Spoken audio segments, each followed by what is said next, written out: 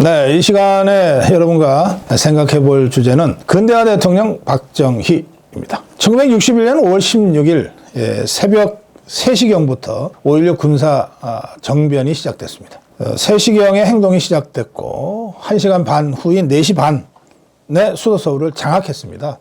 한강대교 한강다리를 넘어오는 과정에서 약간의 긴장은 있었지만 거의 무혈 입성했고 곧바로 서울 전체가 장악됐어요. 주요 기관시설들이 바로 장악됐고 방송국이 장악됐습니다. 그러면서 그 새벽에 군사혁명위원회 명의, 이 당시에 군사혁명위원회 의장은 육군참모총장 장도영이었습니다. 이 명의로 성명이 발표됩니다. 이 성명은 역사적인 문건이니까 제가 지금부터 전문을 읽어드리겠습니다. 친애하는 애국동포 여러분, 은인자중하던 군부는 드디어 금조 미명을 기해서 일제히 행동을 개시하여 국가의 행정, 입법, 사법의 3권을 완전히 장악하고 이어 군사혁명위원회를 조직하였습니다. 군부가 걸게한 것은 부패하고 무능한 현 정권과 기성 정치인들에게 더 이상 국가와 민족의 운명을 맡겨둘 수 없다고 단정하고 백척간도에서 방황하는 조국의 위기를 극복하기 위한 것입니다. 이를 위해 첫째, 반공을 국시의 제1의로 삼고 지금까지 형식적이고 구호에만 그친 반공태세를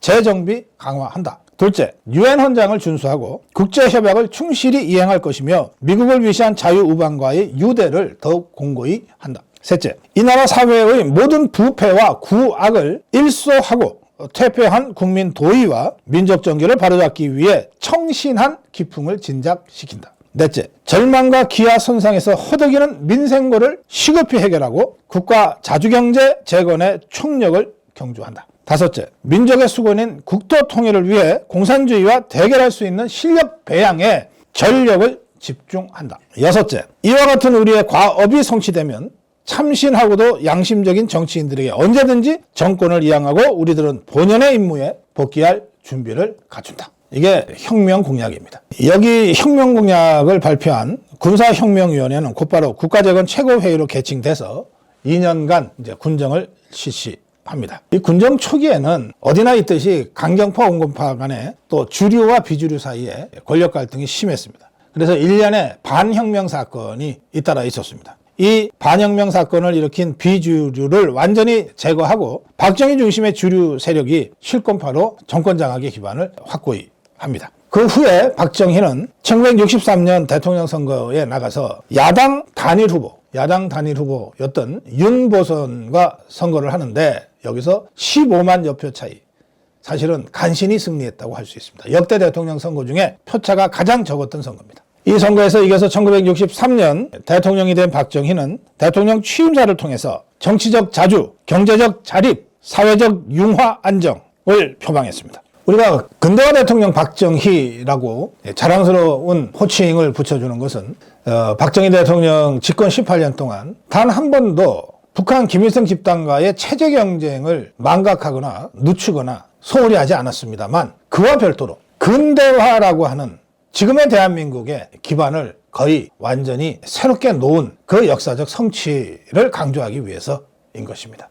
그러니까 박정희는 근대화 대통령 박정희로 불리워져도 되고 체제 경쟁의 승리자 박정희라고 불리워줘도 되는 겁니다. 이 근대화와 관련해서는 사실은 이승만 정권 때부터 경제개발 3개년 계획이 추진되고 있었습니다. 이 이승만 정부에서 경제 부흥부를 중심으로 경제개발 3개년 계획이 입안이 됐다가 장면 정권이 4.19 혁명 후에 들었을 때 일시적으로 중단됐어요. 그러다가 박정희 정부에서 이 경제개발 3개년 계획이 확대 심화 발전돼서 경제개발 5개년 계획으로 되면서 1차, 2차, 3차, 4차, 5차가 쭉 계속됩니다. 바로 이 경제개발 5개년 계획의 결과 대한민국이 지금의 근대화되고 현대화된 그리고 세계 10위 경제강국으로 도약하게 됐던 겁니다. 처음에 이승만 정부의 경제개발, 이것은 우리나라 최초의 국가주도 경제개발 계획이라는 점에서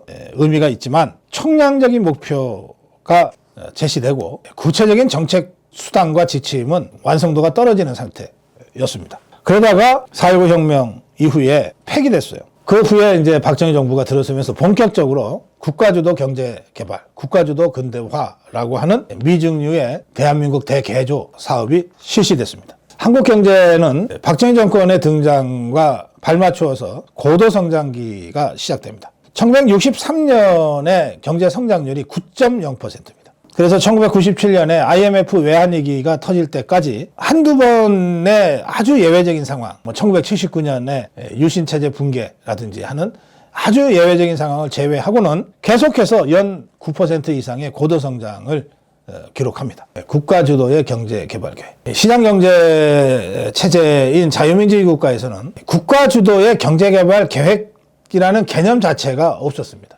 반면에 소련을 위시한 공산당 국가들에서는 국가 주도지만 경제 개발 계획은 아니에요. 국가 주도의 배급제 경제. 그래서 국가가 주도하면서 시장을 활성화시켜서 경제를 발전시킨다고 하는 이 한국형 근대화 정책은 사실은 세계적으로 유례를 찾기 어렵습니다. 그래서 전 세계가 한국형 경제개발의 이 성공 사례를 주목하게 되는 겁니다. 박정희 정부는 1962년 제1차 경제개발 계획을 발표했습니다. 수출 진흥에 비중을 두고 종합제철소 건설, 대규모 인프라 건설 계획 등이 추진이 됐고, 개발을 위해서는 외자 유치가 필요하다고 하는 것들이 적시됩니다. 제1차 경제개발 계획은 성공적으로 추진돼서 목표치가 5%였는데 7.8%의 경제 성장률을 기록합니다. 5%도 사실은 상당히 높은, 당시의 대한민국 경제로서는 높은 목표였는데 이거를 거의 50% 가까이 상향한 목표 달성이 이루어졌던 겁니다. 2차 계획은 산업구조의 근대화, 중앙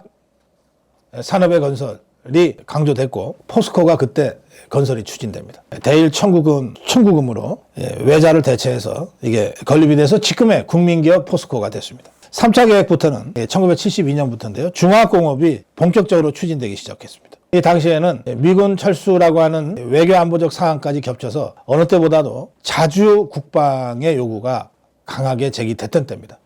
그러니까 중화학공업은 곧 국방산업과도 직접적으로 연계되는 산업 분야죠. 그래서 이 시기 제3차 경제개발 5개년 계획 당시에 추진됐던 중화학공업은 곧바로 율곡사업과 같은 군수산업의 발전과도 연계되면서 한국의 근대화 경제성장과 군수산업의 발전, 요즘 우리가 K방산이라고 하는 여기까지 연결이 됩니다. 이 시기 1972년, 76년 이 시기에 그 눈부신 경제성장을 전 세계가 주목하게 되고, 그때 라인강의 기적과 같은 의미를 갖는 한강의 기적이라는 용어가 최초로 외신을 통해서 나오기 시작했습니다. 그리고 바로 이 시기에 1972년, 1976년에 우리의 경제력과 국력이 북한을 추월했습니다. 북한과의 체제 경쟁에서 마침내 우리가 앞서가기 시작한 겁니다. 당시에 100억 달러 수출 돌파를 했는데 이것은 아시아에서 일본 다음에 두 번째 기록입니다. 4차 계획은 1977년에서 81년까지 교육, 사회, 복지 등의 내용을 포함시키는 바람에 경제개발 5개년 계획이 경제사회개발 5개년 계획으로 명칭이 바뀌었어요. 그리고 전두환 정부가 들어서서도 경제사회 발전 5개년 계획으로 불렸고, 그리고 김영삼 정부에 들어서서는 이것이 신경제 5개년 계획으로 명칭과 내용을 조금씩 바꿔갑니다. 이런 국가주도 근대화 산업과 눈부신 경제성장을 하기 위해서는 대규모 투자가 꼭 필요했어요. 그런데 돈이 없는 대한민국에서 이 투자를 할 수 있는 돈을 어디서 만들까? 첫 번째로 박정희 대통령이 이 투자 문제를 해결하기 위해서 집중했던 것이 바로 한일국교 정상화입니다. 한일국교 정상화의 청구권 협정에 보면 대사급 외교관계를 지체 없이 교환한다, 한반도에 대한민국을 유일 합법정부로 확인한다, 이런 외교적인 언사가 쭉 나오고요. 그리고 나서 청구권 협정이 나오는데, 여기 보면 일본이 3억 달러, 미국, 아메리카 합중국 달러, 3억 달러의 청구권을 무상으로 제공한다, 이렇게 되어 있습니다. 효력 발생부터 10년 동안. 그리고 2억 달러의 장기 저리 차관을 공유한다. 그것도 10년간에 걸쳐서. 그러니까 10년간에 걸쳐서 당시 대한민국은 박정희 정부는 일본으로부터 5억 달러의 청구권 장기 저리 차금을 받게 됩니다. 그러면서 제2조에서 최약국의 국민의 재산, 권리, 이익, 그 국민 간 청구권에 관한 문제가 완전히 최종적으로 해결됐다는 것을 확인한다, 이렇게 써 있습니다. 완전히 최종적으로 해결됐다고 한일 양국 정부가 공식적으로 외교문서에서 확인을 한 겁니다. 이 한일 국교 정상화 합의에 근거해서 일본은 최종적으로 합의됐다고 50년 전에 우리가 선언하지 않았냐. 근데 왜 자꾸 문제를 다시 제기하냐. 이렇게 항변하게 되는 것이죠. 이 한일국교 정상화는 직접적인 동기가 근대화를 위한 산업화를 위한 자본 확보에 있었다 하더라도 그밖에 다른 외교안보적인 상황이 없었던 건 아닙니다. 미국이 2차 세계대전 이후 새롭게 형성된 국제관계 속에서 급부상한 소련과 중국을 견제하기 위해서 동북아시아에서 미국, 일본, 한국 간의 안보 협력체제 구축을 매우 중요하게 생각을 했습니다. 그래서 미국이 지속적으로 이승만 정부 때부터 일본과 과거를 잊고 과거를 넘어서서 국교 정상화를 해달라라고 요구를 계속합니다. 그래서 실제로 이승만 정부에서 국교 정상화를 할 위한 움직임이 있었어요. 그러다가 1959년에 일본 정부가 일본에 있는 한국 조선인을 북한으로 송환하는 일이 벌어져서 이것에 대한 항의 차원에서 중단이 되어버렸어요. 또 4.19 혁명 이후에는 장면 정부도 일본과의 국교 정상화를 추진하려고 했습니다. 그런데 워낙 정권이 짧았기 때문에 그 과제가 박정희 정부한테로 넘어간 겁니다. 그래서 최초의 이승만 정부 때부터 시작된 한일국교 정상화를 위한 각종 회담과 부속회담이 모두 몇 차례가 열렸느냐? 1200여 회가 열립니다. 14년 동안에 무려 1200여 회의 각종 본회담과 부속회담이 열린 끝에 1965년 한일국교 정상화가 마침내 이루어지는 겁니다. 박정희 대통령은 미국으로부터만 압력을 받은 것이 아니고 서독을 방문했을 때 서독을 방문할 때도 이제 차관을 좀 꿔달라고 요청하라고 한 것인데요. 그때 서독의 리프케 대통령이 이렇게 얘기했어요. 아니 이렇게 멀리 독일까지 올 게 아니라 가까운 데는 일본하고 협력을 해라. 그러니까 당시에 냉전 시대 아닙니까? 같은 자유진영, 자유민주주의 시장경제체제를 운영하고 있었던 이 나라들 사이에서는 한국과 일본이 빨리 정상화가 됐으면 좋겠다. 그건 한국한테도 좋고 일본한테도 좋은 일 아니냐. 라고 하는 인식들이 넓게 공유되어 있었던 것이고 그것은 이승만 정부, 장면 정부, 박정희 정부에 이어서 지속적으로 현안으로 남아 있었던 것이고 무려 14년간 1200여 회의 각종 본회담과 부속회담을 거쳐서 비로소 타결됐던 겁니다. 물론 이렇게 한일국교 정상화가 타결됐다는 소식이 전해지자 대학가를 중심으로 해서 한일국교 정상화 반대 시위가 터져나왔고 그것이 이른바 6.3 사태로 전개가 됐습니다. 그러나 6.3 사태에 대해서 위수령을 발동하는 등 강운을 병행한 진압과 포용으로 6.3 사태는 크게 확대되지 않고 수습이 됐어요. 이 당시에 한일국교 정상화를 반대했던 세력은 야당과 일부 학생, 일부 비판적 지식인들이었는데 이들의 주장은 이렇습니다. 해방된 지 20년이나 되었는데 이제 와서 외놈들의 칼부림 속에 살으란 말인가. 굉장히 감정적이고 선정적이고 선동적이죠. 외놈과 국교 정상화하는 제2의 경술국치다. 피 흘려 나라를 지켜낸 호국 영령과 애국자들이 크게 통곡한다. 1964년 김재하가 주도한 민족적 민주주의 장례식도 이때 있었습니다. 그리고 6월 3일 비상계엄령이 발동돼서 6.3 사태가 이제 본격적으로 시작이 되는데요. 그때 중앙정보부장이던 김형욱 있죠. 김형욱이가 박정희 대통령한테 강경 대처해야 됩니다라고 하면서 이렇게 주장을 했다고 알려져 있습니다. 각각 트럭 1000대만 징발해 주십시오. 학생 주동자들을 무인도로 격리해서 지도새도 모르게 해치우겠습니다. 그때 법무장관으로 있던 민복기가 그 옆에 있다가 그건 초월적인 위법 행위다. 그랬다간 시위만 더 확산된다. 이렇게 반대 의견을 냈고 박정희는 그렇지 그건 할 수 없지. 그런 식으로 대처하면 전 국민을 적으로 만들지 않겠느냐 하면서 김영욱 중앙정보부장의 주장을 강력하게 눌러버렸다고 합니다. 이 6.3 사태, 이 6.3 사태의 주도자들 이명박, 이재호, 서청원, 김동영, 한광옥, 손학규 이들은 나중에 우리 정치의 주류 세력으로 다시 이제 등장을 하게 됩니다. 자, 이 한일국교 정상화와 6.3 사태를 거치면서 어쨌든 박정희는 근대화를 위한 최소한의 시드머니를 확보할 수 있게 됐습니다. 그리고 한미일 삼각안보체제라고 하는 대한민국의 핵심적인 안보 시스템을 구축하는 데 성공했습니다. 많은 일들이 있었습니다만 근대화 대통령 박정희와 관련된 또 다른 일화는 경부고속도로 건설이었습니다. 지금도 서울의 서초 쪽에서 시작해서 쭉 내려가면 부산의 금정구에서 끝나는 경부고속도로는 대한민국의 대동맥으로 지금도 작동하고 있습니다. 이 경부고속도로 이게 1950년대 후반부터 필요성이 제기가 됐어요. 고속도로. 그렇지만 그냥 탁상 공론만 있다가 언제 이게 현실화되느냐면 박정희 정부에 들어왔습니다. 박정희 대통령이 1964년에 차관 도입을 위해서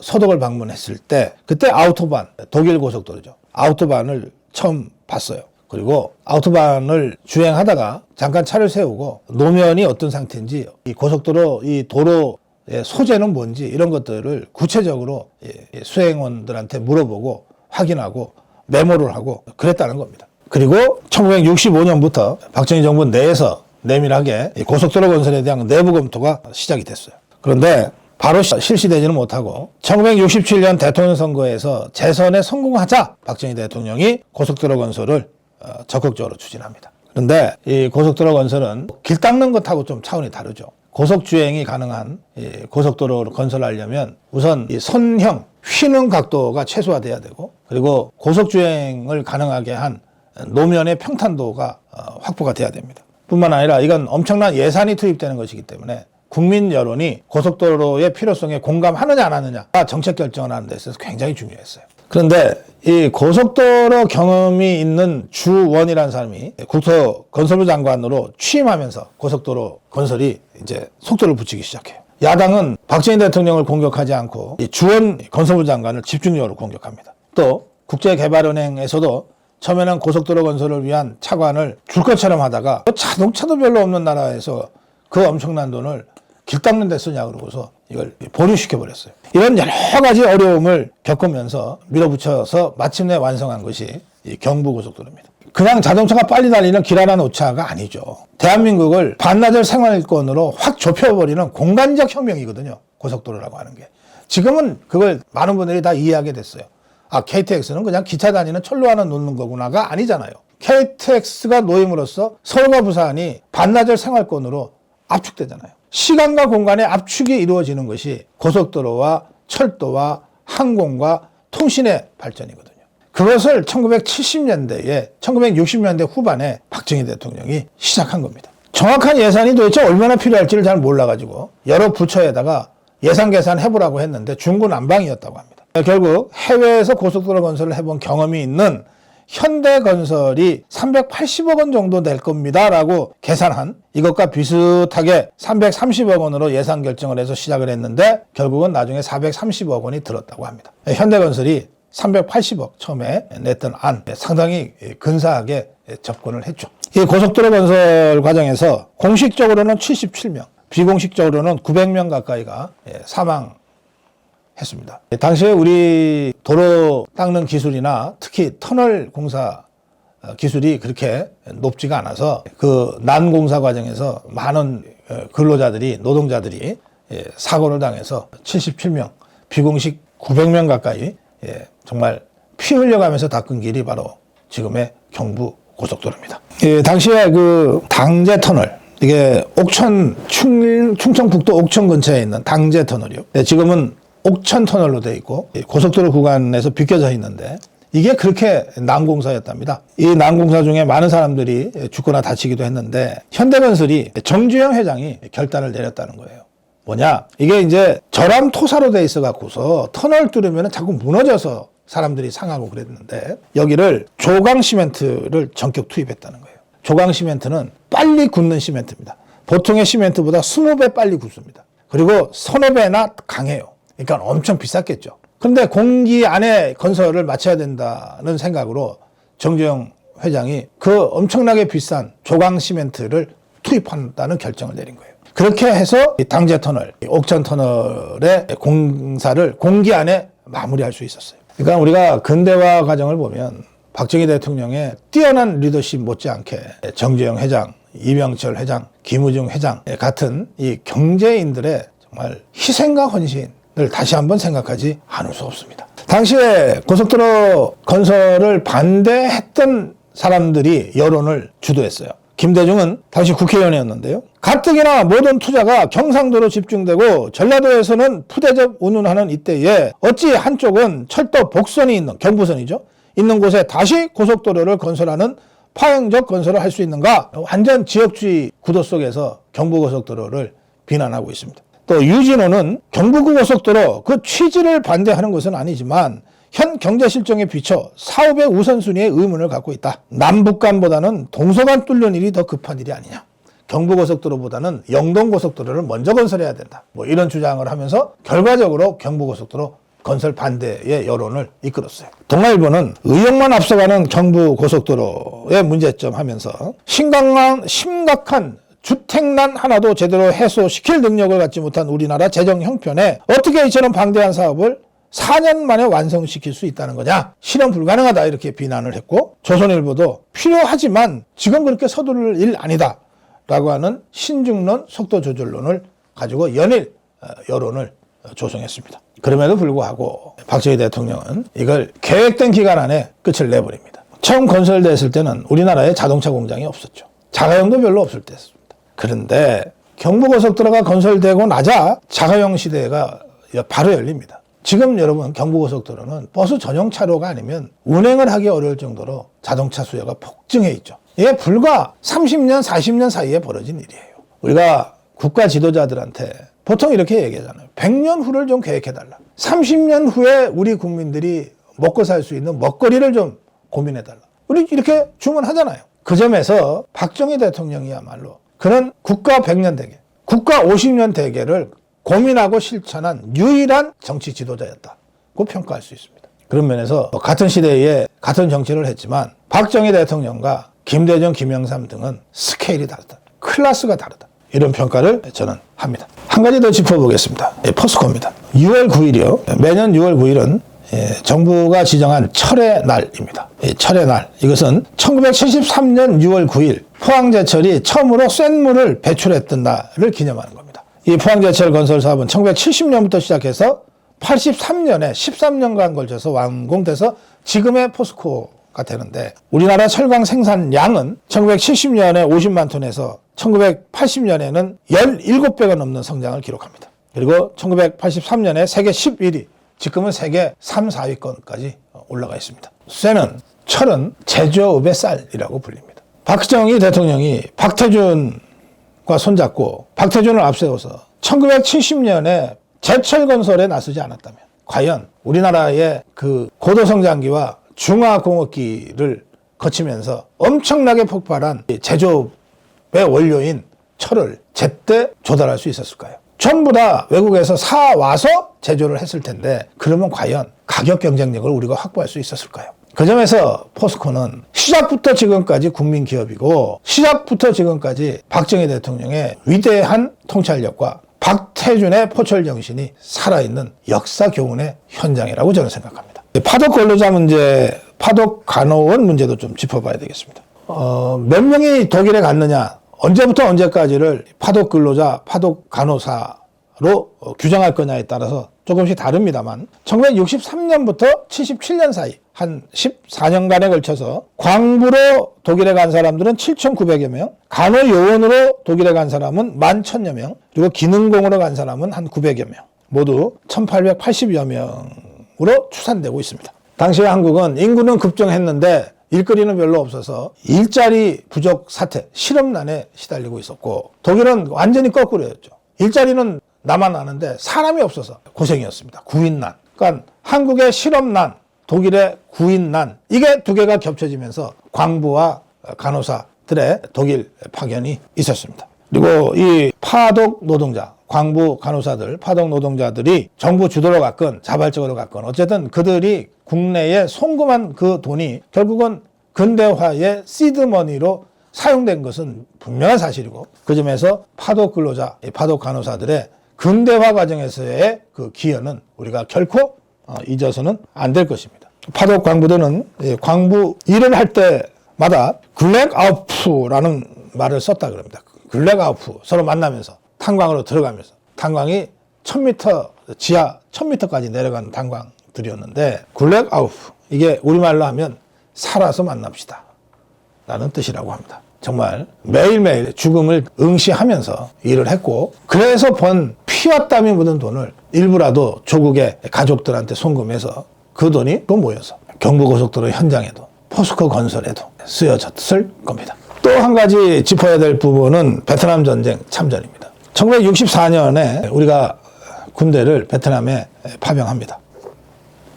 그 후로 한 30만 명 정도의 대한민국 군이 베트남을 가서 미군과 손잡고 전쟁을 하다 돌아왔습니다. 1965년부터 휴전협정이 조인된 73년, 8년 동안 총 31만 명의 우리 군이 베트남에 갔습니다. 가서 전쟁 참전 수당과 차관을 받습니다. 또 우리 군이 쓴 총기를 그대로 가지고 돌아올 수 있었습니다. 당시에 우리의 군수산업 수준이 낮아서 M16 같은 가장 발전된 개인화기를 우리가 자체 생산하기 어려웠던 시기입니다. 그때 베트남 참전용사들이 다 미군이 쓰는 것과 똑같은 무기를 써서 베트 월맹군과 싸웠거든요. 그러니까 그 무기를 그대로 가지고 한국군의 전력으로 전용할 수 있었던 겁니다. 8년 동안에 32만 명의 우리 군 장병들이 월남전에 참전을 했고 그중에 5,099명이 전사했습니다. 5,099명. 11,232명이 부상을 입었고 15만 9,132명이 고엽제 피해를 입었습니다. 저희 선친도 바로 이 시기에 화학부대장으로 월남전 참전을 했고 고엽제 피해를 입어서 결국 30년 전에 고엽제로 돌아가셨습니다. 이 베트남 전쟁 참전의 대가로 박정희 정부는 미국으로부터 경제 원조 자금을 지원받습니다. 그리고 군을 현대화하는 데 도움을 받습니다. 피로 만들어낸 근대화였다. 6.25 전쟁에서 피로 맺은 혈맹관계가 베트남 전쟁에서 또다시 피로 맺은 혈맹관계를 확인함으로써 한미 혈맹관계는 더욱 강화됐다. 이것은 돈으로 환산할 수 없는 우리의 자산이 됐습니다. 베트남전에 참전했던 부대는 이렇습니다. 맹호부대, 수도사단입니다. 맹호부대로 불렸습니다. 수도사단. 제9사단이 참전했는데 이 부대는 백마부대로 불렸습니다. 제1공수특전단 12개 팀이 각각 맹호부대와 백마부대,